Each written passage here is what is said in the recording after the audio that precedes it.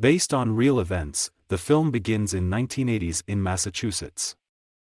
The camera shows a lonely house on the outskirts. Having flown inside, she floats through the rooms past the mess, the cat and traces of blood. On the floor in the bedroom lies the victim, an elderly woman, Katerina Brau. In the next scene, the main character Betty visits Kenny's brother in prison. The joy of the meeting is interrupted by a flashback. The girl is studying to become a lawyer, studying her brother's case. While reading, she fell asleep. Sons in the morning will be her right at the workplace. Betty doesn't have time to deliver the report on time. After the institute, she goes to work, pouring swill by a visitor in a bar. There, her classmate Abra recognizes her and starts a conversation with Betty, despite the fact that the heroine does not really want to make friends. Nevertheless, she admits that she is studying to get her brother out of prison, where, according to her, he got into for judicial errors. He received a life sentence and has already served 12 years. The story switches to the crime scene from the beginning, where the police are working. A patrol car with flashing lights on rolls over the soul of the suspect.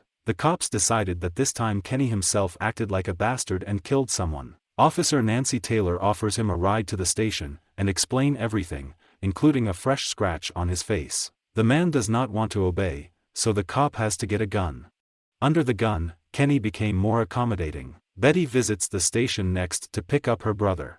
He is registered with the police, so they pull him every time something illegal happens in the district. After asking Kenny not to leave the city, the officers let him go. On the way home, the hero remembers playing wrestling as a child, riding in the back of his father's pickup truck and stealing candy in the store. Even then, Kenny earned his first problems with the law, including covering for his sister. After a visit to the neighborhood, they go to a bar, where Betty boasts of an engagement ring and talks about the engagement. Kenny is already married and is rocking his daughter in his arms. Dancing with her, he accidentally touches a visitor. After a little verbal sparring, the evening ceases to be languid. After handing over his daughter to his wife, Kenny attacks the offender, threatening him with a broken bottle. When he was dragged away and calmed down, Kenny continues to have fun, arranging an incendiary dance with elements of striptease, which the local hillbillies like. In the next scene, Betty is already married and with her first child. The phone rings in the middle of the night. Their grandfather died. Right at the funeral, the police enter the church to arrest Kenny. Once again. At the exit, a whole convoy is already waiting, led by Officer Taylor. She arrests him for a 2-year-old murder. Betty visits her brother to tell him that there is no money for a lawyer. Kenny is not discouraged, the state will provide a free defender. In court, the prosecution focuses on the testimony of Kenny's ex-girlfriend. She said that once he confessed to the murder. In addition, the murder weapon looks like a knife of the accused. Kenny's blood type matches the one found at the crime scene. Next, the second ex-girlfriend says that the man bragged about the murder. The prosecutor also plays into the hands of the crazy childhood of the accused, in which there are episodes with the invasion of other people's homes, including the murdered one. The heroine recalls how her brother stood up for her in front of the police. The mother during the break of the hearing says how she was afraid that because of Kenny's bad character, sooner or later he would kill someone. A jury later finds Kenny guilty of murder. He is taken right out of the courtroom to serve a life sentence. A sobbing Betty screams that she will get him out. Kenny begins his incarceration with a mess and a fight with the guards. Later, Betty calls the prison to talk to her brother, but he is in the punishment cell for trying to pass away. The heroine, busy thinking about her brother, somehow did not notice that she stopped paying attention to her husband and son. Kenny says at the meeting that she will be better off without him. But the sister is determined to prove her brother's innocence, to reach out to all authorities, even if she has to put her family on this altar. Kenny says he belongs in jail. No one needs him, even his daughter was turned against him. Finally, the woman asks him not to kill himself, but Kenny can't promise that. People with that name are doomed.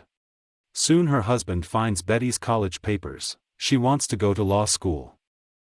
The heroine tells her plan to Kenny, to become a lawyer and prove his innocence by her own consciousness, since there is no money for a lawyer. Studying, as it should, takes up all the time. Betty does not spend time with her sons, disappointing them with the cancellation of the promised fishing trip. Her academic performance is sagging due to a report not delivered on time. If she doesn't pull up, she will be expelled, which she tells her brother about. Taking the children away from their father, Betty learns that the boys are tired of living like this. She devotes all her time to her brother, but does not pay attention to them. They want to move in with their father, and visit her on weekends. Reluctantly, the woman agrees, but after seeing off the children, she falls into depression, considering herself a worthless mother. When she does not appear at the institute, Abra Rice visits the heroine at home to cheer her up and convince her to return to classes. She agrees and, having appeared at a group lesson, learns about new methods of examination that can lead to the acquittal of convicts, if at the time of the trial such methods did not yet exist. The heroine begins to study DNA examination. This leads her to the idea of conducting a blood test found at the crime scene. She writes a letter to the expert asking him to take up this case. He agrees, but first you need to find samples of evidence, because 16 years have passed since the crime. The search, taking into account the order, will take about a year and a half. But if Betty passes the bar exam, she will be able to request materials on her own, which will significantly speed up the process. Together with Abra, the heroine goes to the exam. Later, the eldest son runs into the house with an envelope in his hands. The results came in. The heroine looks at what she has written and mutters softly, "Thank God." Betty tells her brother that she has become a lawyer. He runs around the room with delight and even hugs the guard. The heroine calls the police station to request evidence, but introduces herself in the name of a friend, so that the police did nothing with the materials. She asks her friend to call the court, where the evidence was transferred. On Monday, Abra calls there and finds out that the evidence has been destroyed by law and has been stored for only 10 years. The heroine does not want to believe it, having put so much effort into this matter. She and her friend are calling everyone involved in the hope that blood samples have been preserved. Gouging is international. The search leads to nothing, except that it aggravates Betty's bad mood. At dinner, she keeps saying that the evidence has not been destroyed, there must be something left somewhere. Abra suggests that DNA testing may confirm Kenny's guilt. This causes an outburst of anger from the hostess, and she drives her friend away. Betty tells the children that this is not the end, but just a small delay in the long journey to the triumph of justice. The heroine returns to her hometown, where she grew up and where the notorious crime was committed. She goes to the police station to find out about the evidence. An officer recognizes her there. He was just starting out when Kenny was arrested. Admiring the perseverance of the heroine, who is ready to turn mountains for her brother, he allows her to look through old evidence, but to no avail. Betty goes to Nancy Taylor, long gone from the police, allegedly fired for fabricated evidence. However, Taylor denies everything and considers Betty's dissatisfaction to be revenge for the solved murder committed by her brother. After visiting Abra, the heroine discusses the possibility of reconsidering the case because of Taylor's tarnished reputation, and also apologizes for the quarrel during dinner. Abra offers another unsuccessful run in search of clues. They are personally sent to the vault at the court. Betty, emotionally appealing to feelings, begs the archivist to look again. The heroines are looking forward to the results when the archivist comes out of the vault. Next, the guard carries a box with the inscription Waters. It contains evidence from Kenny's case. Betty carefully removes the surviving evidence bags. Among the bloody pieces of cloth are both samples of the victim and the perpetrator. Delighted, Betty wants to file a petition for the transfer of materials to lawyers, but the working day is already over. The heroine carefully wraps the box with tape and do not touch the inscriptions, so that nothing happens to her until tomorrow morning. A joyful Kenny, having learned about the chance of release, runs around the prison yard, taking away basketballs from colleagues in prison. Betty gets a call from DNA expert Barry Scheck. He warns that it will take time to review the case. About 2 months. Prosecutors do not like to admit their mistakes, so they will delay the process to the maximum. Suddenly, the situation is aggravated by Kenny's refusal to do the test. He fears that the police will replace the samples if there are no reliable witnesses like Betty. The angry heroine leaves the date,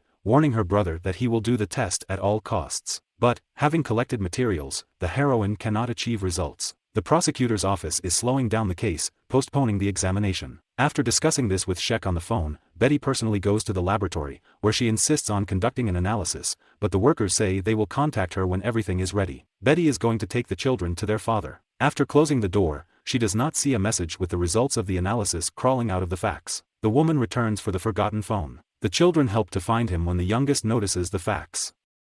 They read the answer: Kenny's blood doesn't match the killer's blood from the crime scene. Betty tells her brother the wonderful news. Only we will have to wait for release for a few more days. The bureaucracy demands that all papers be properly processed. Kenny asks to call his daughter and tell her that he is innocent, will be out soon and wants to see her. Betty does so, leaving a message that someone's hand erases from the answering machine.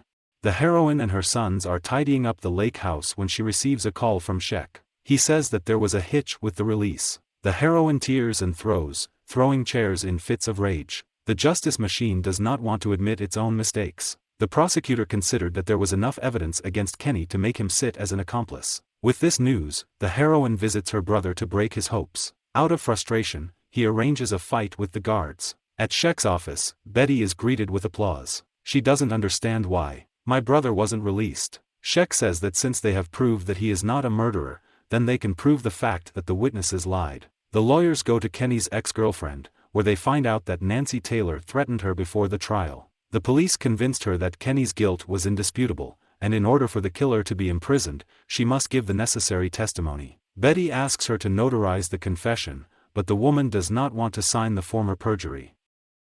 The heroine visits her niece to tell about her father's innocence, but Tanya doesn't want to hear anything. The mother diligently shielded her daughter from his letters. After Christmas, Betty's sons visit daughter Kenny to congratulate her on the holiday, but she closes the door in front of them. Betty doesn't stop.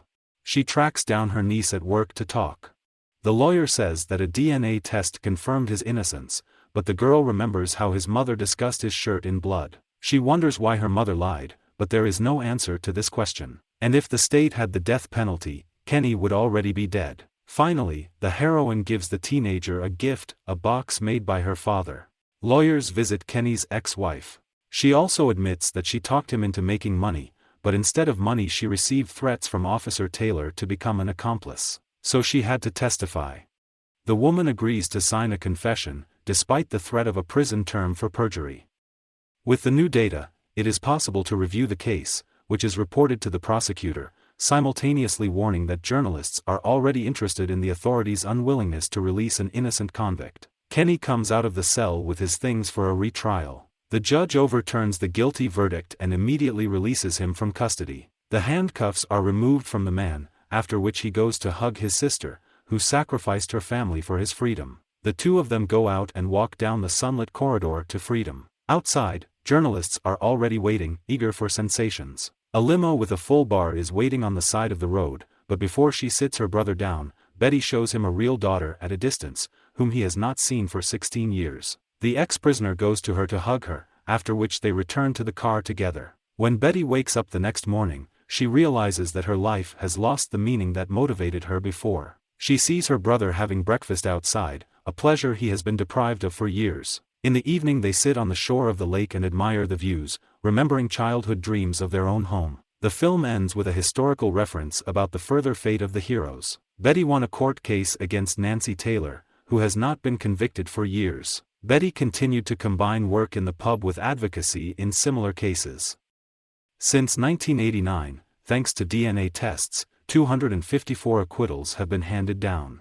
The real killer of Katarina Brau has never been found. Kenny, after serving 16 years, died 6 months after his release due to a head injury as a result of an accidental fall.